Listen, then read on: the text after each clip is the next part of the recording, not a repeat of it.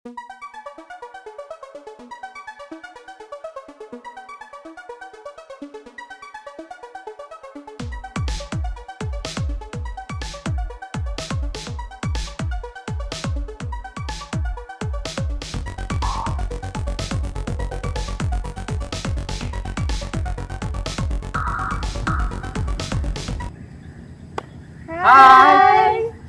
Baik, assalamualaikum warahmatullahi wabarakatuh. Kami dari kelompok 1 sedikit ingin membahas apa sih itu isu terkait tentang COVID-19. Sebelum menonton jangan lupa like, komen, subscribe, dan share video kami.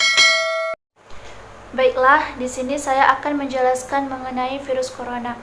Virus corona adalah bagian dari keluarga virus yang menyebabkan penyakit pada hewan dan manusia.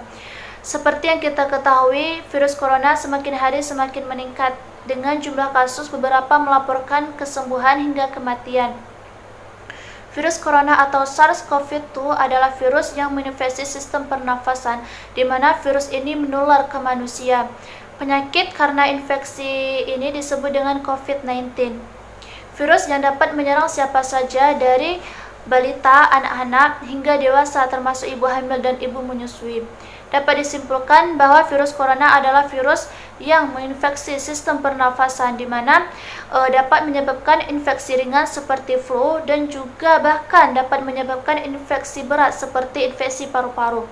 Badan Kesehatan Dunia yaitu WHO sudah menyampaikan bahwa virus corona tidak akan hilang dalam waktu singkat dan akan menjadi masalah di seluruh dunia. Oleh karena itu, tatanan hidup normal yang baru perlu diterapkan oleh masyarakat. Sekian penjelasan dari saya, akan disambung oleh Zulbaidah. Baik, selanjutnya saya akan membahas tentang bagaimana cara penyebaran COVID-19. Nah, kawan-kawan, seperti yang sudah kita ketahui, virus corona ini akan menyebar ke seluruh dunia selama manusia satu dengan manusia lainnya dapat berkontak langsung. Yang dimaksud dengan berkontak langsung di sini adalah seperti berpegangan tangan, berpelukan, bahkan kontak langsung dekat dengan orang yang sudah terinfeksi virus corona tersebut. Seringkali kita temui ada orang yang sudah terinfeksi batuk secara tiba-tiba, bersin secara tiba-tiba, dan tetesan tersebut akan terkena kepada orang yang belum terinfeksi virus corona. Para peneliti sudah meneliti bahwa virus corona ini adalah virus yang sangat mudah terkena kepada manusia. Dan virus ini juga mudah menyebar melalui udara, bahkan melalui hewan-hewan yang sudah kita pelihara di rumah kita sendiri. Penyakit ini, jika sudah terkena kepada satu manusia, maka kita akan jauh dari orang tersebut sebanyak 1-2 meter, agar virus corona tersebut tidak terinfeksi kepada manusia lainnya. Jika virus tersebut sudah terinfeksi, maka virus tersebut akan menimbulkan gejala-gejala di dalam tubuhnya, akan mengeluarkan semua gejala selama 3 hari berturut-turut. Berawal dari kasus lokal, COVID-19 ini telah menyebar ke seluruh dunia, dari dunia satu ke dunia lain bersilih ganti, dengan cara penularan yang disebut dengan kasus impor dari luar wilayah satu dan di wilayah lainnya. Sejauh ini, kesimpulan dari para ahli tersebut menduga bahwa COVID-19 ini lebih kuat hidup di daerah bersuhu rendah dan kering, biarpun virus corona ini telah menyebar ke seluruh negara, dari negara satu ke negara lainnya. Virus corona ini lebih rentan terkena pada manusia yang usianya sudah lanjut, dan juga ada pada manusia yang dari umur bayi maupun umurnya sudah tua, karena virus corona ini sangat-sangat tidak memandang bulu ketika dia harus terinfeksi pada manusia. Sebelumnya, penyakit COVID-19 ini sudah tidak asing lagi terdengar di masyarakat Cina, yang terutama di kota Wuhan, karena penyakit ini pertama kali ditemukan di kota Wuhan dan diumumkan pada tanggal 31 Desember tahun 2019 di ujung tahun.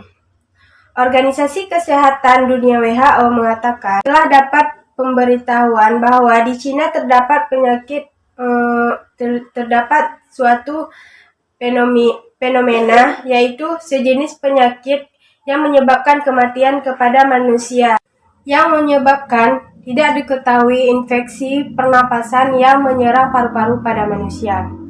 Adapun sebuah laporan yang diterbitkan di laman jurnal medis oleh dokter di Cina di Rumah Sakit Wuhan tentang beberapa pasien corona yang dirawat di Rumah Sakit Kota Wuhan dengan menunjukkan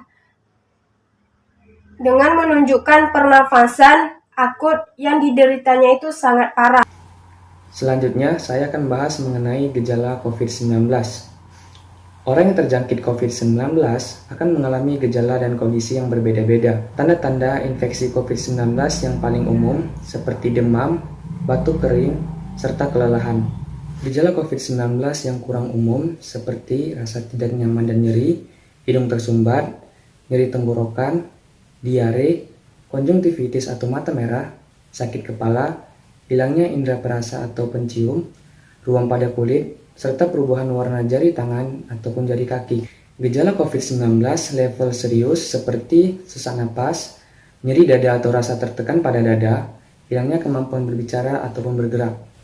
Akan tetapi, mengapa ada orang yang terinfeksi COVID-19 tidak menimbulkan gejala atau disebut dengan OTG?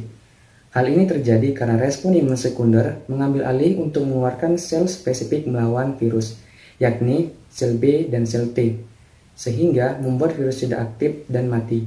Baiklah, di sini saya akan melanjutkan presentasi dari kawan saya, yaitu tentang pandemi COVID-19.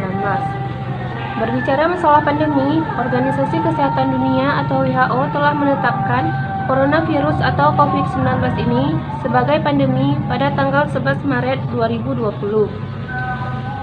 Dikatakan sebagai pandemi karena virus yang mirip SARS ini telah menjangkiti banyak orang. WHO telah menekankan bahwa penggunaan istilah pandemi tidak ada anjuran yang berubah. Semua negara tetap diminta untuk mendeteksi, mengetes, merawat, mengisolasi, dan mengawasi semua pergerakan masyarakatnya. Pandemi merupakan sebuah epidemi yang telah menyebar ke berbagai benua dan negara. Sementara epidemi sendiri merupakan sebuah istilah yang digunakan untuk menunjukkan tingginya tingkat suatu penyakit secara tiba-tiba pada suatu populasi area tertentu. Istilah pandemi ini tidak digunakan untuk menunjukkan tingginya tingkat suatu penyakit, melainkan hanya untuk memperlihatkan tingkat penyebarannya saja. Dan ada juga menurut Dr. Natali, perubahan istilah tidak mengubah apapun secara praktis, mengingat sebelum diumumkannya pandemi ini, negara telah diingatkan untuk mempersiapkan diri menghadapi potensi pandemi ini.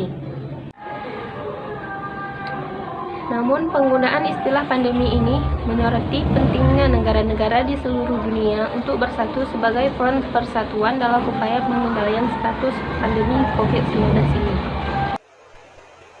Physical distancing adalah upaya yang dilakukan untuk mencegah penyebaran virus corona di masyarakat.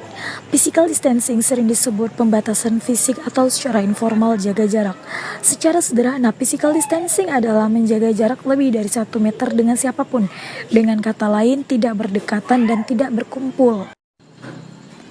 Cara memakai masker yang benar untuk cegah penularan corona, yaitu masker harus menutupi hidung sampai mulut. Pastikan bagian hidung dan mulut tertutup masker dengan benar dan tidak ada celah di antara wajah dan masker. Jika ingin membuka masker yang telah dipakai, hindari untuk menyentuh bagian depannya. Buka masker dari belakang, tepatnya pada bagian talinya. Selanjutnya, bersihkan tangan, baik itu sebelum atau sesudah melakukan aktivitas. Baiknya kita membersihkan tangan sebelum menggunakan masker, baik masker kain, medis, dan jenis masker lainnya. Pastikan tangan dalam keadaan bersih untuk pencegahan penularan corona. Hidup sehat, mengonsumsi makanan sehat setiap hari sangat direkomendasikan untuk mencukupi kebutuhan gizi harian seperti sayuran hijau, buah-buahan, daging, telur, kacang-kacang, dan biji-bijian, ikan, dan makanan lainnya seperti susu dan lainnya. Untuk menambah stamina seperti pandemi pada saat sekarang. Terima kasih telah menonton video kami, semoga bermanfaat. Assalamualaikum warahmatullahi wabarakatuh. Bye.